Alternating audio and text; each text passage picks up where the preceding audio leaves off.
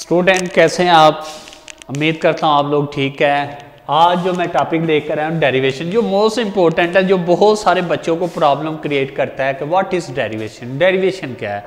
तो आज मैं ब्रीफली एक्सप्लेन करने लगा हूँ डेरिवेशन क्या होता है, डेरिवेशन में कितने फंक्शन होते हैं जो हमें आज तक नहीं समझ आई स्टूडेंटों को कि भाई डेरिवेशन में हमें कैसे पता चलेगा, कहाँ से कैसे करनी है। तो आज मैं ब्रीफली एक्सप्लेन करने लगा हूँ व्हाट इज़ डेरिवेशन, डेरिवेशन कैसे करते हैं। तो डेरिवेशन करने से पहले मैं आपको ये बताता जाऊँ कि इसमें 4 फंक्शन होते हैं। वो कौन से होते हैं? एक अलजेब्रिक,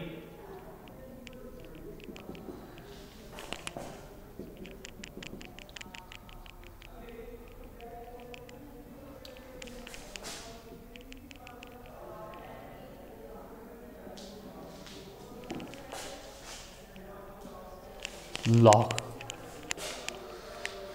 अलजेब्रिक में कौन से होते हैं? एक्स वाई जी, ट्रिग्नोमेट्री में sine theta, cos theta, tan theta, आपको पता है इनके उल्ट भी। एक्सपोनेंशियल में e की पावर x, ज़्यादातर मोस्टली हम अब ये 2 की पावर है, जितने भी पावर में आ जाते हैं। लॉग में हम ln का जिक्र करते हैं। ये 4 फंक्शन की मैंने क्या करनी है, डेरिवेशन को एक्सप्लेन करना। अच्छा, डेरिवेशन क्या होता है? डेरिवेशन हम कॉमनली ये सोचते हैं कि डेरिवेशन कुछ भी नहीं होता, डेरिवेशन हम कहाँ अप्लाई कर सकते हैं, कहाँ नहीं कर सकते। तो डेरिवेशन स्टूडेंट आप हर जगह अप्लाई कर सकते हैं। आप डेरिवेशन किसी भी जगह, मसलन कोई भी चीज़ में जो चेंजिंग आ रही है तो आप डेरिवेशन वहाँ अप्लाई कर सकते हैं। तो डेरिवेशन चेंज करने को फाइंड करने के लिए अप्लाई होती है, ठीक है। मसलन आप रोज़मर्रा ज़िंदगी में देखते हैं तो आप टेयर हैं, जो दरख्त वगैरह हैं, ये शरह किस तरह शरह चेंज हो रही है, कैसे इनकी लेंथ में इसमें इजाफा हो रहा है, तो आप डेरिवेशन अप्लाई कर सकते हैं। मसलन आप देखें पॉपुलेशन, जो हमारी रोज़मर्रा की जो मसाइल हैं, जो हमारे ग्रोथ हो रही है, ये जो लोग बढ़ रहे हैं, पॉपुलेशन में इजाफा हो रहा है, आप मरदमशुमारी करते हैं, ये सारी जितनी भी चेंजिंग आती है ये डेरिवेशन का काम है। डेरिवेशन इसमें अप्लाई हो सकती है। आप किसी भी चीज़ में जो चेंज आ रहा है तो चेंज फाइंड में आप डेरिवेशन अप्लाई, मतलब पेट्रोल पंप में जा रहे हैं आप, पेट्रोल में जब आप पेट्रोल डलवा रहे हैं तो वहां डेरिवेशन इस्तेमाल हो सकती है। अच्छा, रोजमर्रा जिंदगी में आप कहीं भी डेरिवेशन, जहां भी चेंज आ रहा है आप डेरिवेशन अप्लाई कर सकते हैं। तो जो हमारा पार्ट 2 में काम है वो ये है कि हमने डेरिवेशन करना कैसे है। तो मैं 4 फंक्शन की डेरिवेशन बताने लगा स्टूडेंट कैसे करते हैं। इसके अलावा और इसके अलावा कोई फंक्शन नहीं जिसकी डेरिवेशन होती। ये 4 फंक्शन आप माइंड में रख लें, इनकी डेरिवेशन बताने लगा।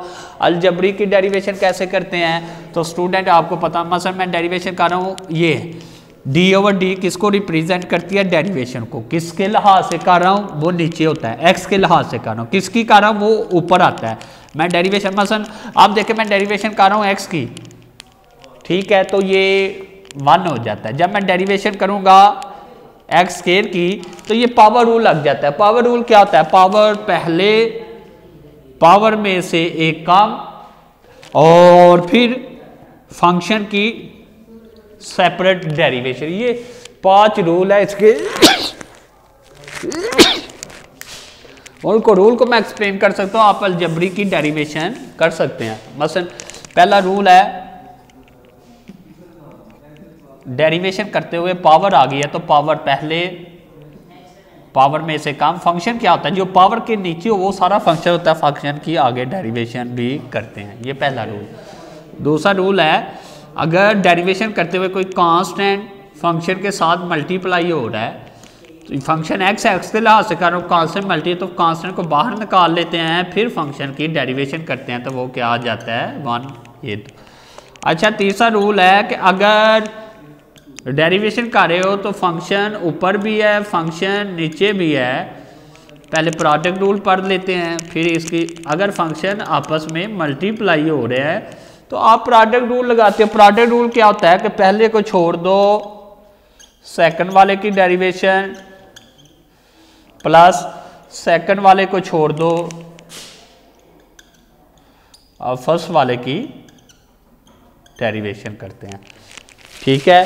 अच्छा, उसके बाद आपके सामने 4 वाला रूल है डेरिवेशन अप्लाई करते हुए अगर फंक्शन ऊपर नीचे आ जाते हैं तो आप क्वेश्चन रूल लगाते हैं। वो क्या होता है, नीचे वाले का स्केयर, नीचे वाला ये है इसका स्केयर, नीचे वाला वैसे का वैसे ही, ऊपर वाले की डेरिवेशन माइनस ऊपर वाला वैसे का वैसे ही, नीचे वाले की डेरिवेशन। तो सिंपल है स्टूडेंट, अलजेब्रिक डेरिवेशन कैसे करते हैं वो आपको सामने नजर आ रहा है। आप ऐसे करते जाएंगे और इस तरह आप इसे सॉल्व कर सकते हैं। अच्छा, डेरिवेशन करते हुए एक बात ध्यान में रखें कि डेरिवेशन एक्स के लिहाज से कर रहा हूं, तो अगर आपके सामने x आएगा तो फिर डेरिवेशन पॉसिबल है। अगर y आ जाए तो y की डेरिवेशन आप कर रहे हैं तो वो dy dx हो गई है, y की आप डेरिवेशन नहीं कर सकते, वो ऊपर चले जाता है।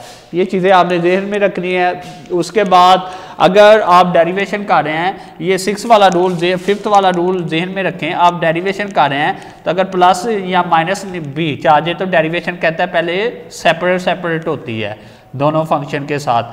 अच्छा, अब देखें अगर फंक्शन सेम है तो डेरिवेशन पॉसिबल है, अगर फंक्शन सेम नहीं है तो डेरिवेशन पॉसिबल नहीं है, वो जीरो हो जाता है। एक्स के लिहाज से कर रहा हूं, एक्स नहीं नजर आ रहा तो वो क्या, ये तो 1 हो गई, तो ये जो सेम नहीं है वो जीरो हो जाती है, वो कांस्टेंट कहलाता है और वो डेरिवेशन जीरो हो जाती है। अच्छा, डेरिवेशन आपको पता है डी और डी से रिप्रेजेंट किया जाता है। ये आपके 5 रूल है जो आपने अच्छे तरीके से याद रखना है, आप डेरिवेशन कर सकते हैं। ठीक है, तो आगे देखता हूं और आगे मैं करवाता हूं।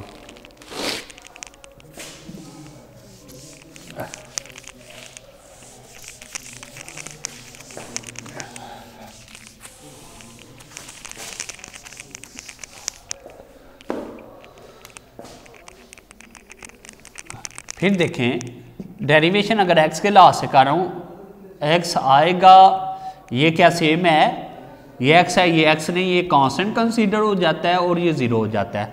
डेरिवेशन x के लिहाज से करो, अगर x आएगा तो वो फिर डेरिवेशन पॉसिबल है, नहीं तो वो जीरो हो जाती है। ठीक है, ये चीज़ें अहम है जो आप लोगों ने जहन में रखनी है स्टूडेंट, तो फिर आप सवाल को सॉल्व कर सकते हैं और उसी हिसाब से हमने आगे भी मूव करना है। तो अब स्टूडेंट इसके साथ हम अलजेब्री की डेरिवेशन देखी है। अब चेन रूल कब लगता है, चेन रूल को एक्सप्लेन करने लगा हूं, उसके बाद फिर ट्रिग्नोमेट्री, एक्सपोनेंशियल और लॉग की आप कर सकते हैं। अच्छा, चेन रूल जो हमेशा स्टूडेंट याद रखना, जब आपको 2 इक्वेशनें नजर आती हैं और 3 वेरिएबल नजर आते हैं, आपको 2 इक्वेशन और 3 वेरिएबल। अच्छा, वेरिएबल क्या होता है, वाई, एक्स और यू। एक्स 2 दफ़ा आ गया लेकिन एक ही कंसीडर होगा। जब आपको 2 इक्वेशनें नजर आती है, इक्वल नजर आ रहा है और 3 वेरिएबल आते हैं तो चेन रूल लगता है।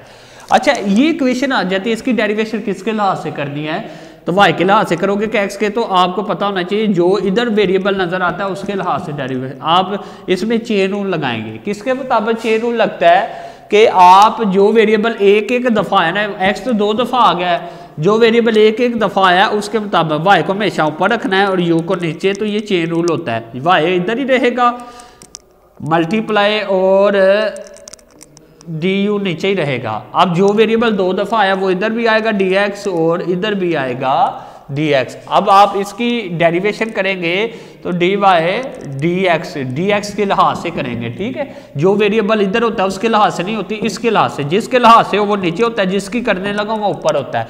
अगर इस इक्वेशन की डेरिवेशन करूंगा तो एक्स के लिहाज से करूंगा, तो आप करेंगे D you over d x, तो ये आ जाएगा डी ओवर डी एक्स। आपको पता है मेरी कांस्टेंट फंक्शन से मल्टीप्लाई हो रहा है, 3 बाहर आ जाएगा और ये x की 1 हो जाएगी और ये 3 आ गया, डी यू डी एक्स क्या आया आपके पास 3। अब आप इसको देखेंगे, इसकी डेरिवेशन करने लगे हैं तो वो आपके पास आएगा d y over d x, तो ये आ जाएगा d over d x 2x plus d over d x 3। अच्छा, ये 2 कांस्टेंट मल्टीप्लाई हो रहा है, 2 बाहर आ गया और x की डेरिवेशन 1 हो जाएगी और ये सेम नहीं है, ये 0 हो जाएगा और ये 2 की 1 और ये 2 आ गया, डी वाई डी एक्स आ गया, 2 आ गया। अब इधर आप वैल्यू पुट करते, डी वाई डी एक्स आया 2, मान डी एक्स डी यू, ये डी यू डी एक्स है तो ये उल्टा के लिखना पड़ेगा, ये 2 ओवर 3 आ जाएगी डी वाई डी यू। ये इस तरह डेरिवेशन होती है चेन रूल के मुताबिक।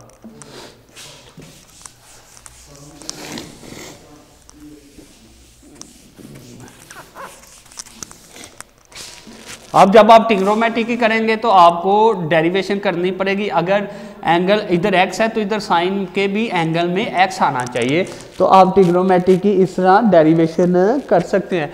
ये सेम होगा तो डेरिवेशन पॉसिबल, अगर ये सेम नहीं होगा तो डेरिवेशन। अब साइन x की डेरिवेशन क्या होगी है cos x। ये टेबल आपको याद करने पड़ेंगे।